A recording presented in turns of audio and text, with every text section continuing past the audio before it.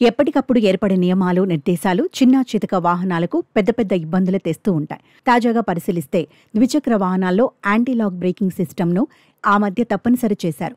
అయితే ఒక శుభవార్త ఏమంటే తాజాగా ఇలా చేయటాన్ని మరికొంతకాలం పొడిగించే అవకాశం ఉన్నట్లు సమాచారం. గతంలో ఈ గడువును 2026 జనవరి 1గా ప్రతిపాదిస్తూ తయారీ సంస్థల అభిప్రాయాన్ని కేంద్ర ప్రభుత్వం కోరింది. దీనిపై పలు దశల్లో వారితో చర్చలు జరిపింది. అయితే దీన్ని అమల్లోకి తీసుకురావడానికి మరికొంత సమయం కావాలని కంపెనీలు కోరటంతో గడువును పొడిగించాలనే యోచనలో ఉన్నట్లు తెలుస్తోంది. ఏబీఎస్ తప్పనిసరి ప్రతిపాదనను ప్రభుత్వం ఈ ఏడాది జూన్లోనే తీసుకొచ్చింది.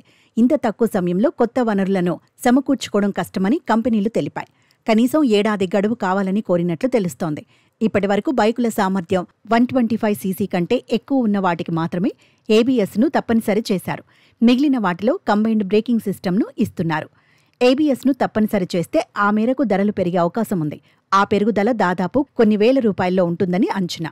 125 సీసీ కంటే తక్కువ సామర్థ్యం ఉన్న 2 వీలర్స్ ధరల అంశం చాలా సెన్సిటివ్.